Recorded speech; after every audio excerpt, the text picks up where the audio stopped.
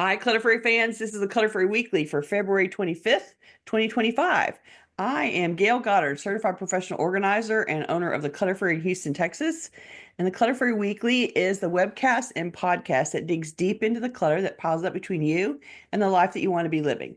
We explore the habits and behaviors that lead to clutter, and we suggest strategies to slow the accumulation, reduce the collection, and comfortably manage the stuff we decide to keep.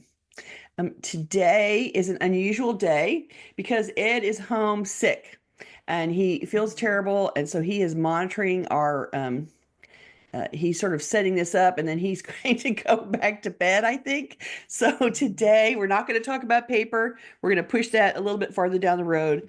Today is just going to be an open conversation for you guys to ask me questions, and we're just going to record that and publish it as a, open conversation today. So bear with me. I'm going to do my best to make it work. I am not the techno wizard that Ed is. So I don't normally have to do this functionality on the backside. So forgive me for being clumsy about it, but hopefully we'll be able to have a conversation anyway. So I think I have muted everybody. And I think, according to Ed, that if you want to talk to me, I need to ask you to unmute. And so if you could just raise your hand if you have a question or you have a story to tell, then give me a shout out and I will do my best to unmute you so that you can have a conversation with me. I appreciate that so much. This is I appreciate you showing up today, and I know this is a little odd, but forgive me and give me a question or two to throw out at you guys. Who has something to talk about? You can leave them unmuted once okay. Goodwill. I see comments over here from, Bella says, I dropped off items to Savers for donation. They don't take baby items that hold baby's weight for liability. They took a look in the store. Items were price expensive. And I looked into who makes profit, found a document about how Goodwill profits doesn't all go to the charity. They hire disabled staff to operate machinery. Oh, goodness. I think that some of that stuff about Goodwill is a little bit exaggerated, but it is still a nonprofit, and everything that they do is in service to their mission. So I'm going to go on record and say I still support Goodwill and donate things to Goodwill, and everybody has their choice. So if you prefer not to, then that's totally up to you. Miss Rowan. Okay, so I'm going to say, I sent an ask to unmute.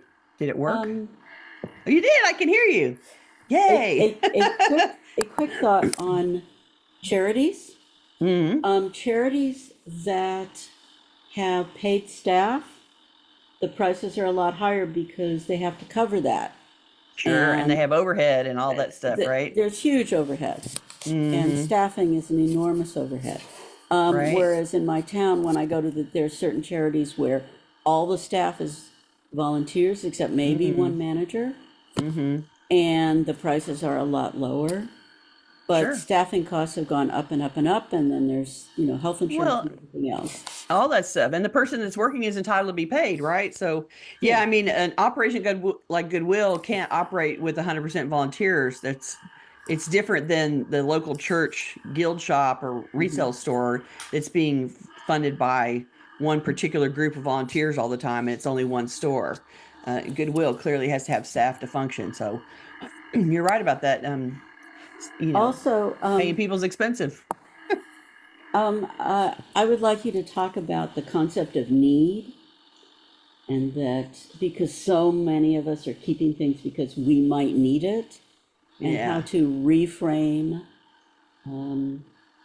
how we think about how we define need. Okay. All right, throwing a hard one at me right away, Rowan. Thank you. I'm sorry. That's okay. That's good. That's a good challenge for me. Okay, I'm gonna meet you. There you go. Thank you.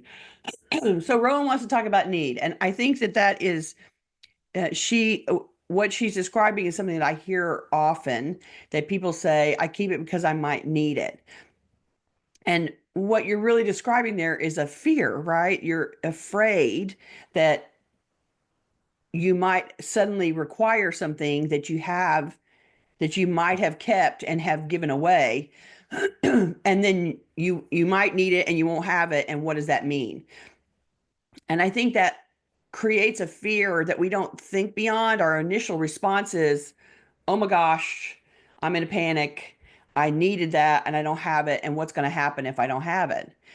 And the truth is, we are generally, my listeners are grown-ups. I don't have a lot of little kids listening to me. So you're viable adults and you have been taking care of yourself for a long time. And so should that need show up, you are going to be able to come up with a solution. If you needed something specific and you don't have it, it may be true that you don't have the specific first thing that comes to mind, but that doesn't mean that you aren't someone who is creative and can come up with other things instead, that you can come up with an alternate solution. And we have all been in the position where we've had to figure out a workaround to something because our initial first response, the way that I would solve this problem is A. And, how many times does plan A work out? We often have to go to plan B and plan C to solve a problem. And so I know that we sit in a sense of, I might need it, which reflects a panic that we're a fear that we're going to be without something that we need. But it at the same time discounts our ability to adapt and to come up with a different solution. And so I think everybody responds to fear in the same way. As soon as you start to feel fear, uh, we panic, we get distressed, and we throw up our hands and feel like we can't cope. But if you stop and think your way past the fear for a minute, you can realize that there's a way to get past it. There's always you can always come up with an alternative plan. And if the fear is big enough, maybe it takes you a while before you can accept that there's an alternative plan. But there always is. And you're talking about, am I going to need this light bulb? Yeah, maybe you're going to need a light bulb someday. But is this the light bulb that you need to keep? Or do you need to keep these 37 light bulbs because they don't all even fit in the fixtures that you have in the house? I know people that end up with supplies that don't actually work in their home. When I go through and sort through the stack of light bulbs in the utility room, I find a whole bunch of light bulb styles that they don't have lamps or sockets for in the house, which is the same as you go through the linen closet and there's a bunch of bedding and you have bedding for bed sizes that you don't have in the house. So you end up with supplies that you might need that but wouldn't actually function in your house. And so I understand the basic fear of being without and not being able to come solve the problem and and struggling with panic about not having what you need and being in trouble. But that sort of basic human fear of, can I take care of myself? Can I solve my problems? Can I keep myself afloat? Is a much bigger one than what happens if I don't have this light bulb. And so I think we sort of tap into a primal sense of worry that we can't take care of ourselves. And it's a much bigger fear than the actual stuff that we're worried about, not whether we need to keep it or not. Does that make sense? We kind of make it we make it a bigger fear than what it actually is, which is, if I don't have this piece of paper, will I still be able to answer the person's question, prove that I paid my bill, prove that I filed my tax return? Yeah, you're probably going to be able to figure it out. Or you'll probably live with the consequences of not being able to figure it out. Like sometimes you can't solve the problem and you live with the consequences of not being able to solve the problem. But are they life-threatening or destroy you? There's not very much in your house that if you don't have and can't deal with, prove to somebody that something happened, that your life is going to be destroyed. Your life may be interrupted. You may be annoyed that day. You may, have it may create a problem that is difficult for you to solve, but it's not as big or as disruptive as you think it's going to be. And we don't need to attach that existential fear of can we take care of ourselves to whether or not that extra laundry detergent needs to stay in my house. There. And then I think I'm going to stop on that one and shift to Naomi. And so let me ask to unmute there. Yeah. So I think one of the something that's very helpful with just in case is you would to add a word, say just in case of what? Like, am I holding? Exactly. I'm holding this toaster doesn't work anymore, but I'm holding on to it on the assumption that maybe I'll fix it, and maybe someday the new toaster I bought won't work, and then I'll need to pull out the old toaster. Well, It doesn't work. that already doesn't work. In this scenario. Well, just in case of what? What if the toaster stops working? I might have to eat my bread untoasted one day until I go to the secondhand store and buy another toaster. That's quite a different just in case than just in case, like there's a power failure and the water treatment plant has shut down for 3 days. I should keep that jug of drinking water as a just in case, but I do not need to keep the already broken toaster just in case. Well, and if the toaster breaks and you don't have a spare toaster, that means you have to put your toast in the oven and toast it in the oven one day, like put it in the broiler, like, oh my God, right? Like you're right about that just asking the rest of the question, just in case I can't toast my bread one day, like, that's a way to bring it back and make it really obvious about what are you that afraid of that you're not going to be able to do. Here's somebody said, I kept a big container of gift wrap because we might need it. We never need as much as I've kept. If we need a gift wrap, there's usually something around the house I can use to make do, newspaper, paper bag, etc. There's a dollar store less than 3 miles from my home. We quit giving a lot of gifts. So all of that gift wrap just because we might need it. And then she came up with 4 reasons why she didn't. And so I think that's a great one, Ginger, because that's absolutely true. Like there's workaround. And I think a lot of times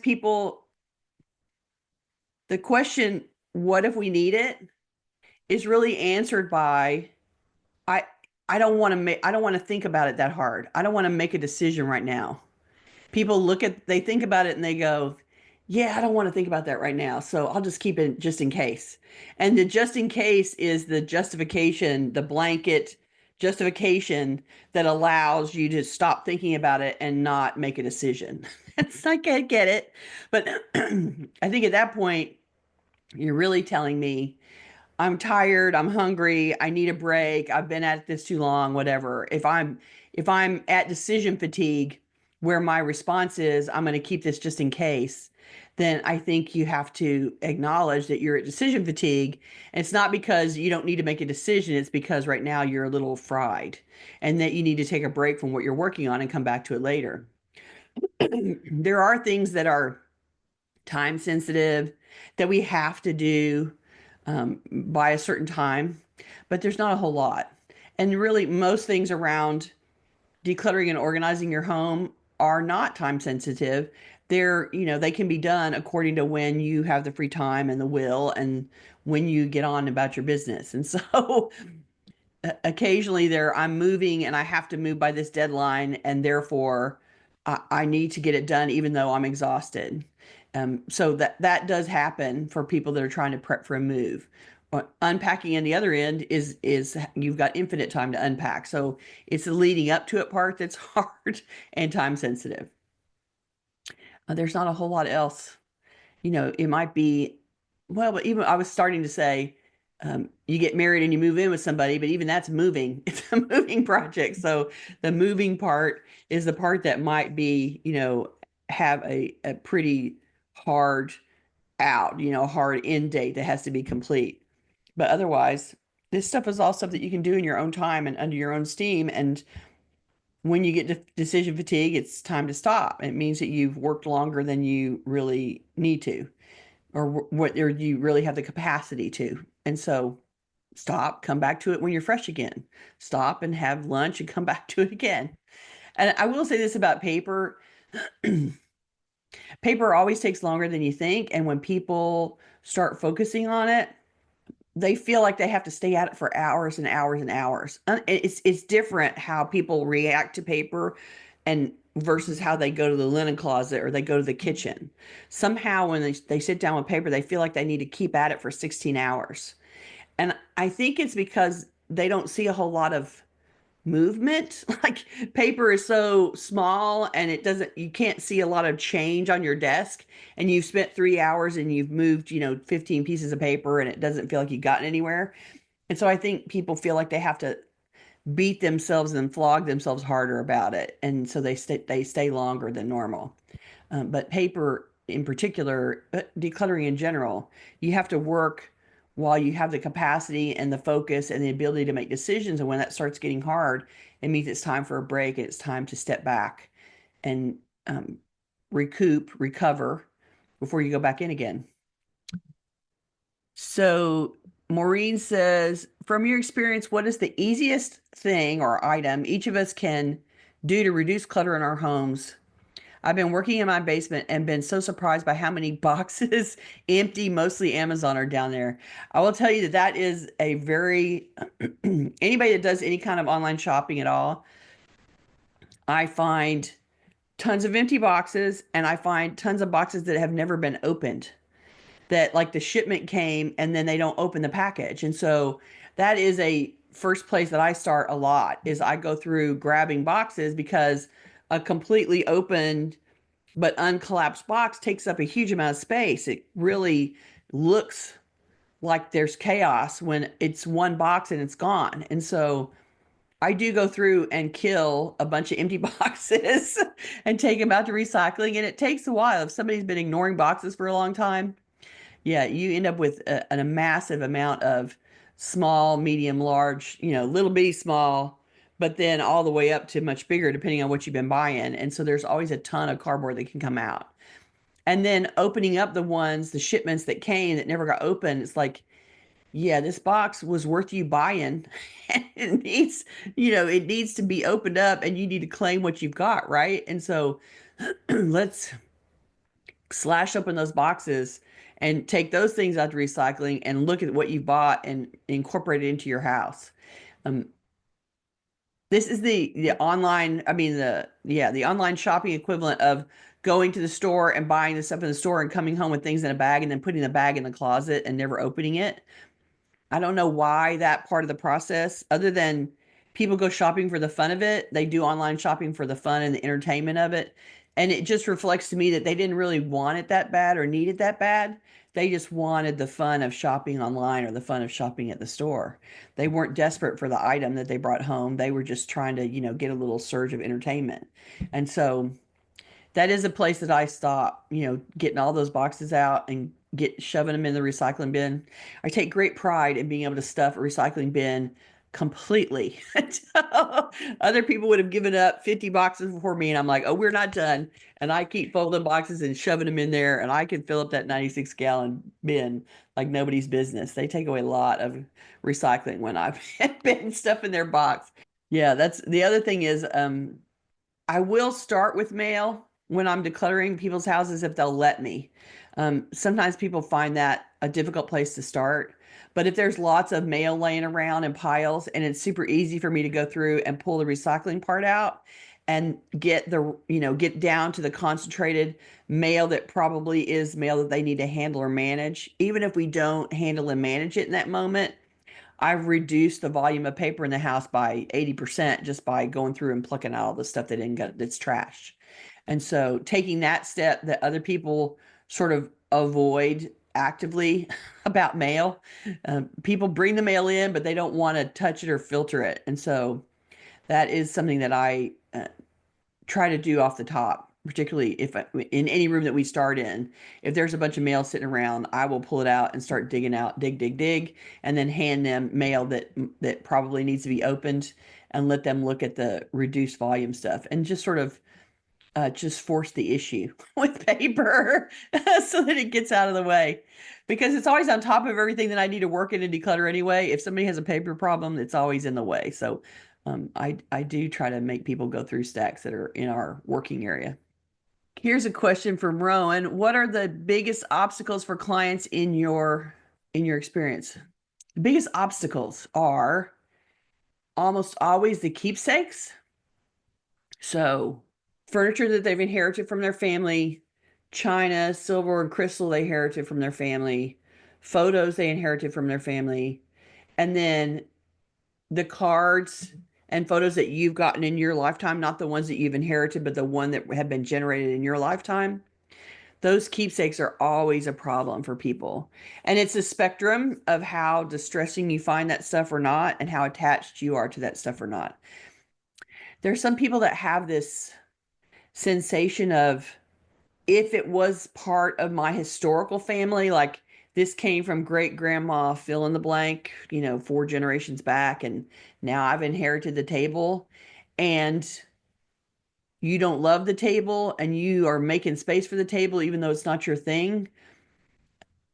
There are people that feel guilty and sort of bound to keeping the table in the family, even though they're the ones that have received it and they're not into it anymore. And I think if you feel attached to your family history and there's furniture and objects in the house that represent family history to you, then I think that one is a really hard release. It's a very hard challenge for people to face and to think about. And I introduced the concept of, you are now the person that's received it, and now you are the owner and you get to choose what to do with it. But often people that feel that sense of history around the piece find that they don't feel like they really own it. They feel like they're the stewards of it instead, like they're the keeper they've received it from somebody and they have to pass it to somebody. Like that's their only available option, is to pass it along. It's like, is there no one else in your broader family that would like this? If you are not finding it useful now, the fact that it's been in your family for 200 years doesn't really matter at this point. But sometimes people find that a hard one to swallow. So it is difficult. So I would say keepsakes in general. People have odd responses to photographs. So sometimes people, if there's a photograph of anybody that's ever been in their family, even if they can't remember who it is, they feel like they have to keep it. And some people are funny about throwing away photographs. Makes them feel like they're throwing away the person. Like the fact that there's an image of somebody that they either know or they accept as someone in their family, even if they didn't know them, if it's older. But it happens with, these are pictures of my kids too. Like the idea of throwing away those pictures when kids are in elementary school and they get pictures, you get a photo packet that you're supposed to cut up and hand out to, people. They always have 17 8x10s they didn't give away. They have 150 little wallet size ones they didn't give away, because we don't exchange photos that way anymore. But there's always, and then they can't throw, it's like the same photo and they have 15 copies of it in 27 sizes, and yet they can't release them because it's a picture of their kid. Like, well, there's the framed one that you kept hanging on the wall. Why do you need the 37 copies that you have? And somehow that is a really hard ask to let go of those extras. And other people are not so attached to photos, but if you are attached to photos, then even the ones that are blurry and messy, even the ones that are, this is the birthday party, and I don't know who that person is anymore. It, sometimes even those are hard for people to let go of. There you go. And Claire says, I guess you're talking about the furniture. I recommend writing the history and then sell it along with the story. If it's really, really old, the historical society might want it. It is the story that's most important, especially if there are names, dates, or photos. Yes. And Deborah says, I come from a big family, and so only keep things that are my memories, not others. Exactly. And sometimes there's a person that is the last one standing. We all know people who all of the relatives have passed away and you're the last one alive. And so you haven't inherited all of the stuff from everybody. And then ultimately that person may or may not have kids, may or may not have somebody to inherit from them.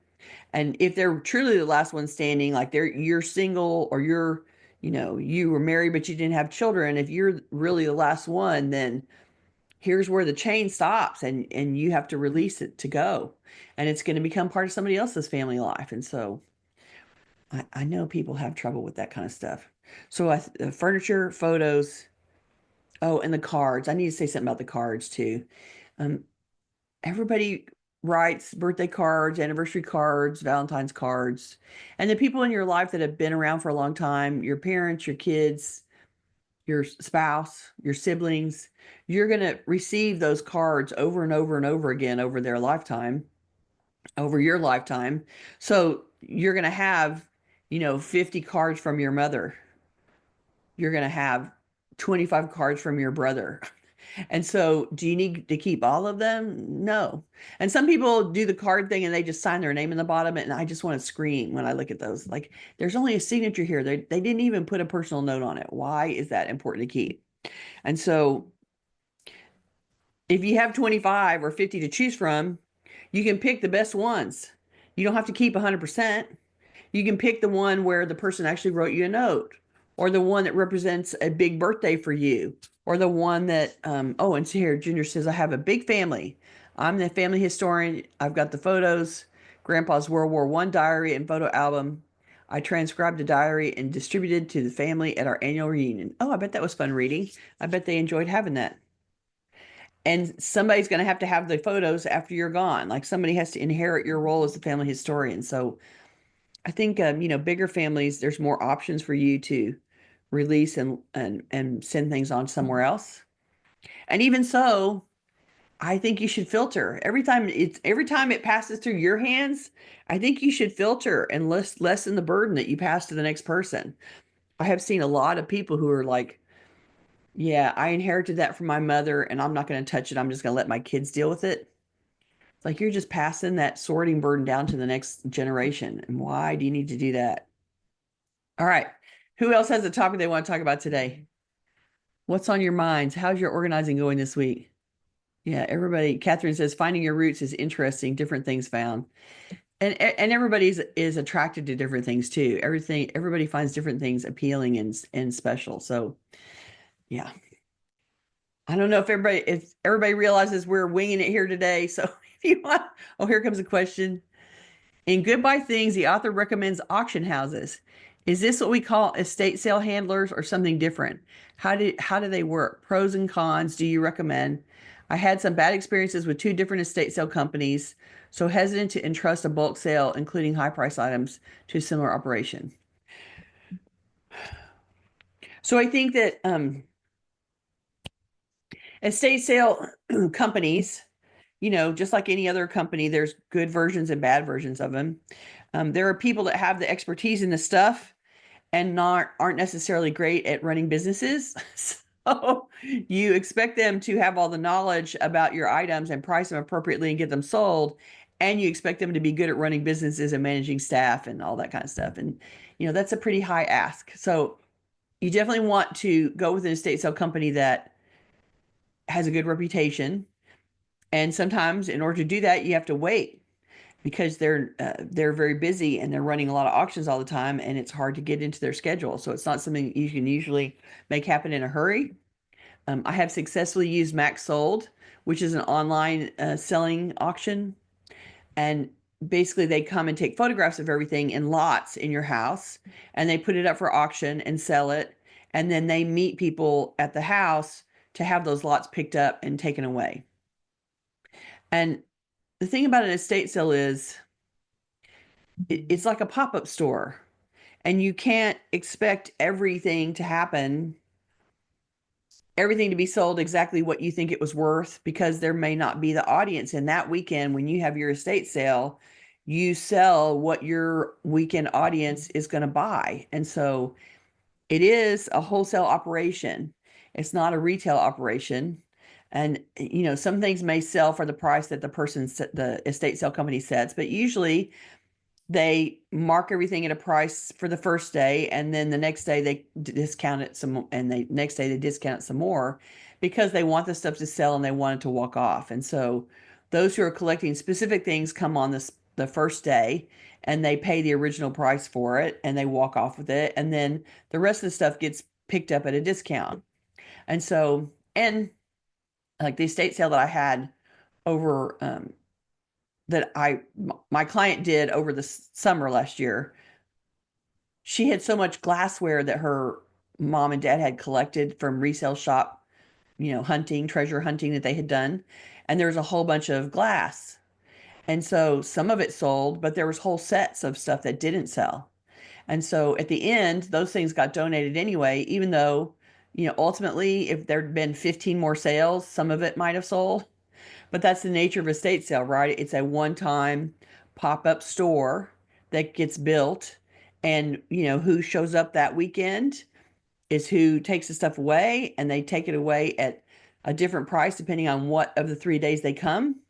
And so I think people have an expectation that estate sales are going to sell everything at 100% retail, as if the stuff was in a resale store waiting for the right customer to show up over a 3-month period.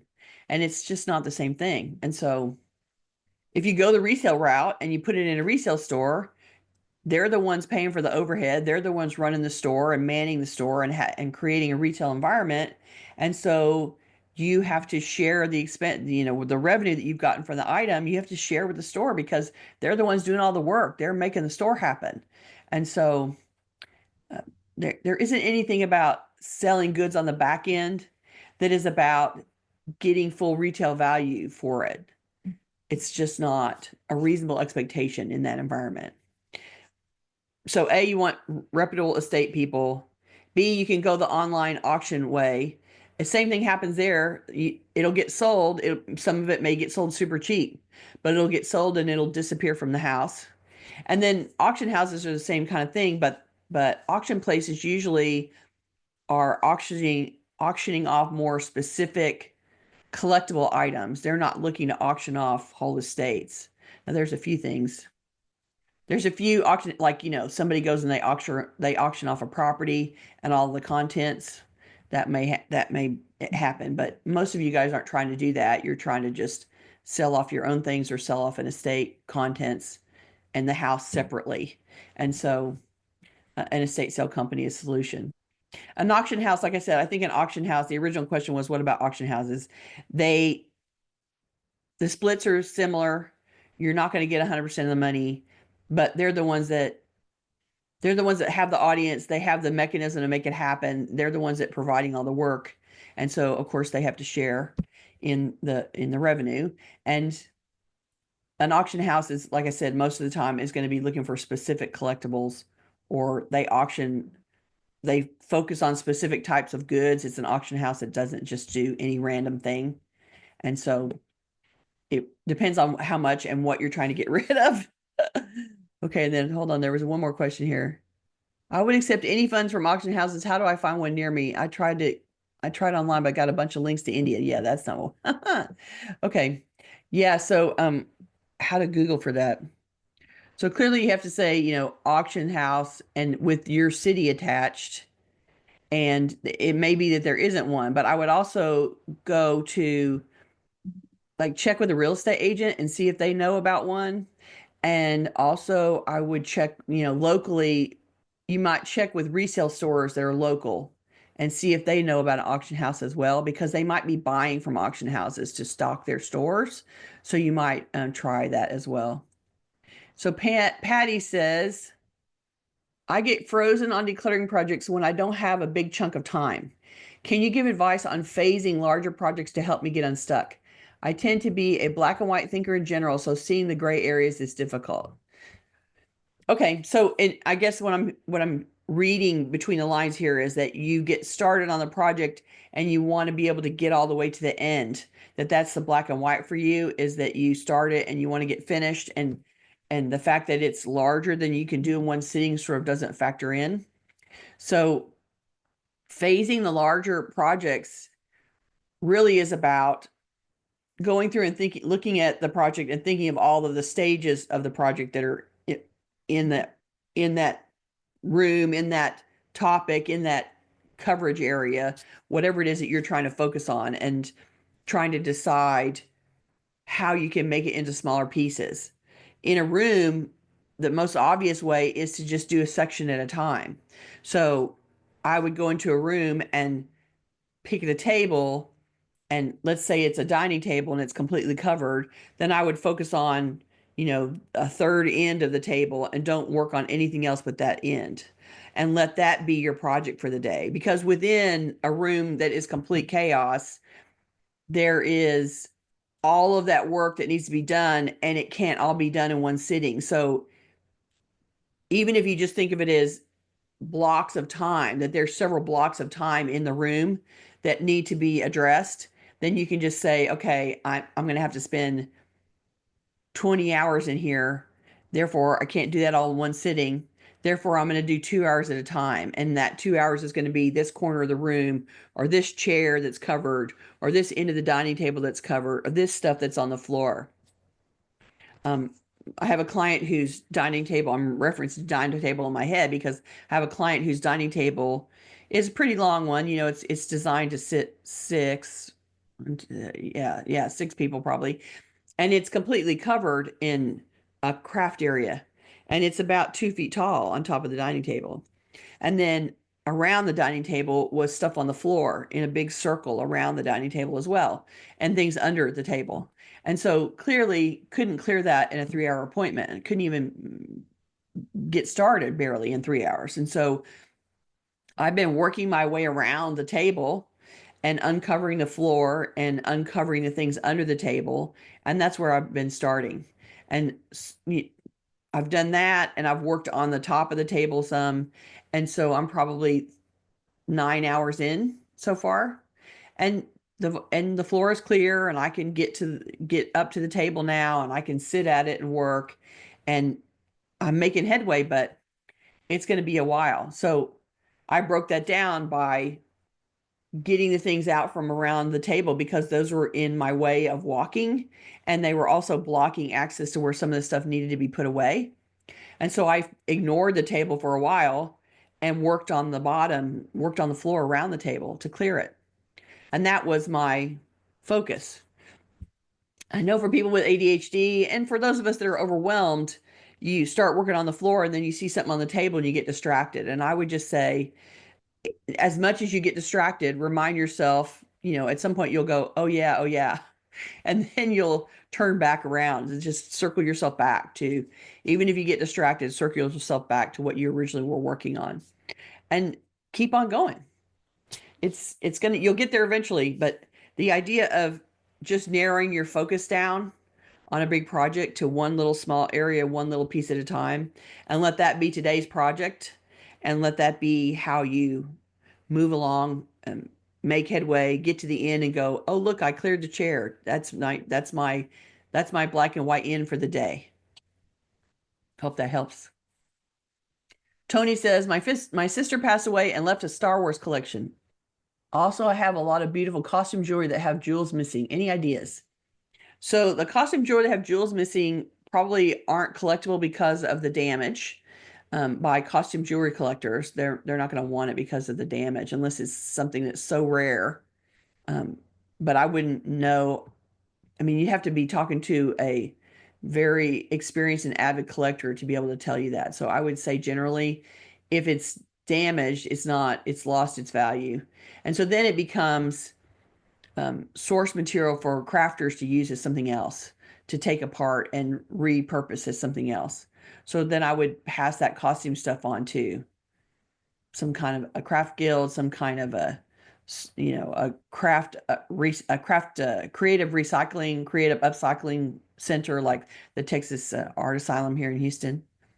And the Star Wars collection, the Star Wars collection, oh my gosh. So the people that are into Star Wars are into Star Wars, right? And depending on what she has, I would go and find the Facebook group, the Reddit group, the Instagram group that is about Star Wars, and put those things up there and say, hey, I have these things, and who would be interested, or would I sell them? And let somebody that's into that collection give you some guidance about how to dispose of it. There's enough people out there that are into Star Wars that it might be worth it.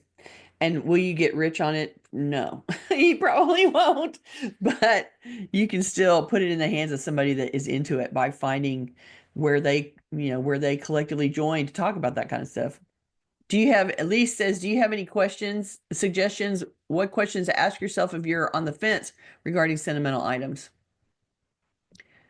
So it depends on where you are in the process. If it's your first pass and you are making your first pass about being on the sentimental stuff about whether to keep it or not, you can, on the first pass, you can say, okay, I'm not sure. I'm going to put that in the maybe pile and circle back later. Get all the way through everything the first time. And I will tell you that going through a whole bunch of sentimental items and making any choices about any of them will help you get more comfortable with the process. When you get through all the sentimental stuff the first time, all the way through, by then you will have gained some experience and gotten comfortable with the process a little bit. And then when you go back to the ones you put in the maybe pile for the second round, then you come to it with a little bit more experience and skill. So you might find that you can go, oh, yeah, I'm ready to let that go. Or if it's still more hesitant, then you can say to yourself, is this person really important to me? Is this the best example of a card, a photo, a keepsake of them? Is this the most valuable keepsake I have from them? Because if it's a really important person to you, you probably have a whole lot of keepsakes related to that person. And so you can pick the ones that are the most emotionally rich to you, the ones that you find to be the most impactful, and you can save those. And if you know that you have several emotionally rich things related to that person, then it makes it easier to let go of what in essence is the extras, because you have the ones with the most bang for the buck already. And so you can let go some of the extras. Marcia Brand has a question. Okay, Marcia, where are you? Marsha Brand had a question type comment about, I Okay, think, okay. procrastination. So if you go back. Okay, scrolling. Oh, thank you. I appreciate that. Thank you. Okay. Talk to us about how to get over procrastination. I have so much trouble getting started, especially with paperwork. Yeah, procrastination. We all have that problem, don't we? So I think the thing about procrastination is the strength of the procrastination is in direct proportion to how much you dread working on the project. So if you cannot imagine yourself spending your day doing that, like, oh God, I don't want to clean out my garage. Like, oh God, I don't want to go through the paper. If it's something that you find really horrifying, then it means that the procrastination is easy to maintain because you really don't want to deal with it. And so I think that the best way to think about it is you really just need to get in motion, right? You need to get past not doing nothing. And so pick the smallest, tiniest thing that you can do towards the project. It doesn't have to be anything large. It doesn't have to be any big deal. You don't have to commit to, okay, I'm going to work on this for 2 hours.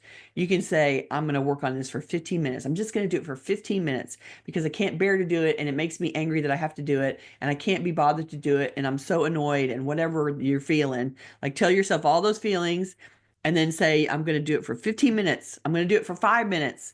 I'm going to work on it for, I'm going to make 2 passes into the garage and move 2 things around and go back in the house. Like whatever you need to do. Sometimes it's just all you really need is to get into action to recognize that even though it annoys you to no end, you can still get in motion and you can still do it. And, we're all grown ups. We're all in charge of ourselves, right? So we can decide to procrastinate and not do it. But someone last week was saying she's having a fight between the person that is living with the house as it is and how stressed out it makes her, and the person who doesn't want to deal with it and doesn't want to make the choices to make the action happen.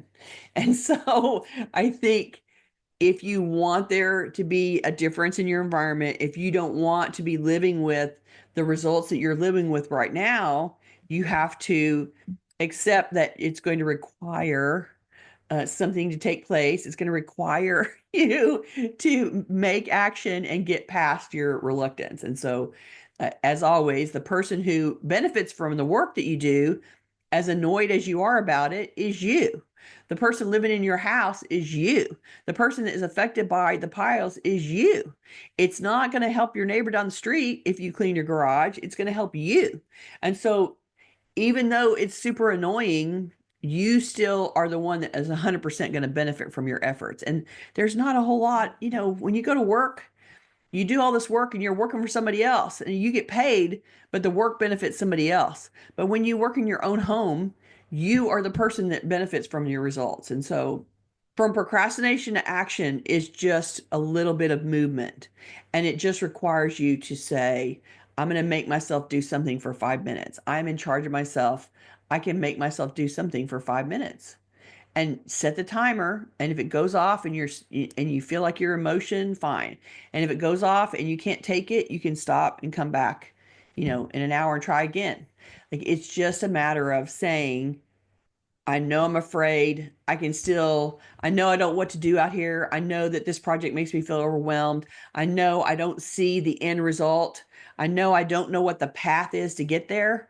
But the thing about decluttering and organizing is there's a whole lot you can do even if you don't know the path. And how you're going to get there can evolve over time. And so you don't have to know all the answers to get started. And there's plenty of things that you can do. Go sit down with a pile of mail.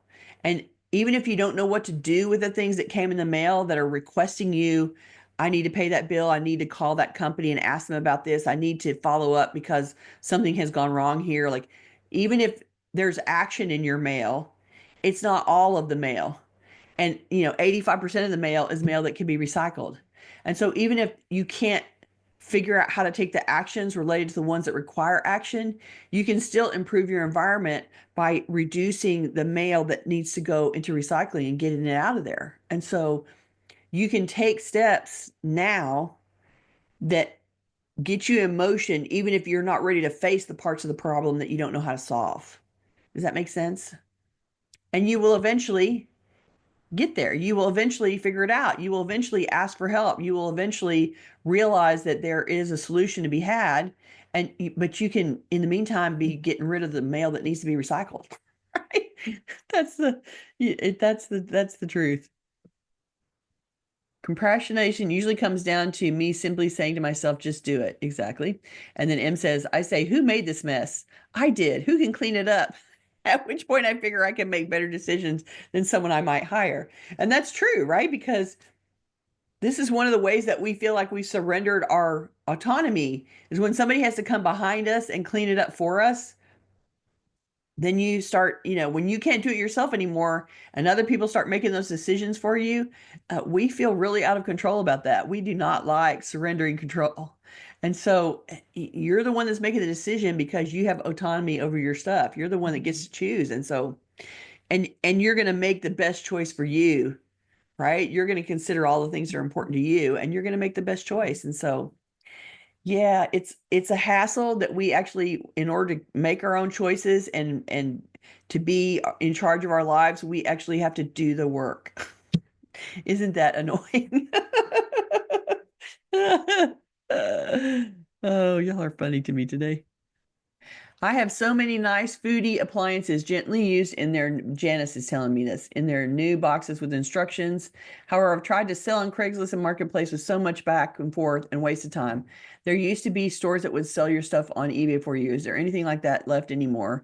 No, there is not. It was not cost effective because, again, in order to sell things on eBay, they had to have they had to pay somebody to do the work, and people wanted the money, but they didn't want to pay the person to do the work for them, and so it wasn't very cost effective. And things sold on, Craigslist and Marketplace, you're not selling them for full retail value. You're getting a fraction of what you originally paid for it, and so if you just want the gently used things to go away, then you can put them up for free on Facebook Marketplace or on Nextdoor. If you go on nextdoor.com, that's something that's available in the United States. I'm not sure if it's available elsewhere, but the idea is it's similar to it's a community board and that you put in your zip code, your address and zip code, and then it ties you together to the neighborhood that you live in. So you interact with the neighbors that are actually, in your subdivision. And so you can put it on there and people will come from all around and pick stuff up. I was helping my friend clean out her garage this past weekend, and we got to a certain point. We had a pile of things that needed to be taken away. And we put them at the end of the driveway and took a couple pictures of all of it as a group and said, Frito good home. And I immediately started getting responses as soon as the post went up, because people are sitting in the app looking at stuff anyway, and something new goes by and they immediately started responding to it. And we had people at the house in 15 minutes going through the stuff and carrying it off. And it was all gone in a half an hour. Like, I got 9 or 10 notifications from people saying, is this stuff available? Yes, it is. Come by. And it was gone. Poof, poof, poof. We didn't have to take any of it ourselves. It was all gone. And so it was a flurry of activity that happened in a super rapid motion. And, if you can also, if they're working appliances, you can also donate them. Take them. That's the kind of stuff that would be great for Habitat for Humanity, because it's appliances and things that will go into housing that's being built for low income people. So it'd be a great way to donate that stuff away to where it's going to get used responsibly. That'd be a great idea. And usually the Habitat Restores let you come and donate to them at the Habitat Restore. So where they will either put it for, if they can't use it in the houses, they'll put it for sale in their restore for somebody to buy. And, you can have the tax write-off instead. Jane says, I do exactly what Gayle said with most of my decluttering. Sorting out the easy stuff and letting it go clears a surprising amount of space. Dana K. White talks about letting go of trash, putting easy stuff away, and letting donations go. Just the first 3 steps of her process made a big difference getting my home in better shape. It's true that the pile that you're usually trying to sort, there's a lot of low-hanging fruit. And if you just do the low-hanging fruit, if you get rid of the extra boxes, you get rid of the mail that's easy to recycle, if you get rid of the stuff that you already know needs to go to donation and actually take it to donation, because a lot of people make those piles in the corner of the room and then they never actually deliver them. So if you actually take those donations and go put them in the car and take them away, then you will end up with a lot of space that can be gotten rid of. I mean, that can be opened up for you by having that stuff gotten rid of. And so she's right. Do the low-hanging fruit. Do the stuff that's easy and that you already know and you've already made the decision about, or the stuff that's easy, like empty cardboard boxes. What's the decision? I need to recycle that now, right? And so it's easy to go and make a dent that way. May says, I put my bicycle out with a sign stating free to a good home. The next day I saw a young boy flying down my street on my old bike. Isn't that cute? Oh, yeah. Oh, and Rowan says, here's her tittle suggestion for the week. Just do one thing this week.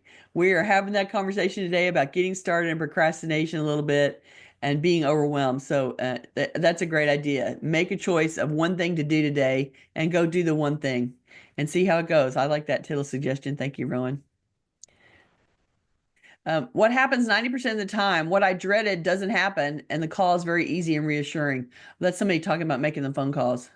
I don't want to make phone calls. Oh, gosh. Just do it. That's it. Setting a timer is a great addition to your decluttering process, because for some people, it's a way of gamifying the process. It's a way of gamification. So, if you're running against a timer, it's like you're playing a game and you want to beat the timer. And so I think we all respond to timers that way, even though it's totally artificial and we know it's artificial, but you can set a timer for 20 minutes and then you're like, I need to run around and see what I can do before the dinger goes off. And so we get into motion because we want to beat the timer. I do this when I put something in the microwave and it's going to go for 2 minutes, and then I run around and see how much of the dishwasher I can empty while before the timer goes off. It's just a way to focus your mind with the ticker going in the background, tick, tick, tick, and it focuses you to get something done for a few minutes. And then you realize I emptied the whole top rack before the dinger went off. Like, that was easy. And I don't know, maybe it's distracting as well. The fact that you're paying attention to, it has the timer gone off? Is the timer going to go off? Where am I in relationships at the time? And it is a little distracting from the fact that you're emptying the dishwasher, right? The part of your mind is focusing on the time passing and not on the chore that you're doing. And so it makes it a little bit easier. You just need to gamify it, right? And the timer helps you do that. I create a bingo game, a numbered list of my tasks, a bingo grid with random numbers. Bingo. There you go. So she numbers the list of things to do, and then she creates the bingo and picks the number, right? Hey, that works. Whatever works, right? You're just trying to make it fun for yourself. I tend to be somebody who, if I'm working on a project by myself, I'll put on really poppy, dancey music so that I'm like bouncing around while I'm working on something, and it helps. I sing along and I, skip around, and it makes me feel like I'm having fun while I'm doing whatever stupid thing I'm doing. And so it helps me to do that. When I'm with clients, I'm doing the work, but I'm also monitoring the client, interacting with the client, and it's part of the process for me to uh, keep up with how the client is experiencing the process. And so I have a lot of things going on all at the same time as I'm working with them. And usually clients they don't really want music in the background. They find it too distracting. So I don't really do it when I'm with clients, but I do it when I'm doing by myself for sure. All right, you guys, it's 1 o'clock. Does anybody have a burning desire? Ed says time, right? There's a little clock going on. Oh, if you guys don't have a burning desire, then I am just going to wrap it up and say, thank you for winging it with us today. I appreciate that you guys hung out with me, even though we didn't do our normal show. We promise to circle back and talk about paper another time. And I'll have to talk with Ed and see how we're going to manage that and the book thing as well. We may keep the book thing where it was and jump the paper to another week. But anyway, we'll work it out. We'll let you know how it's going. Watch all the usual places where we get information out to you. Thank you for joining me today. I appreciate you so much. And I'll see you later.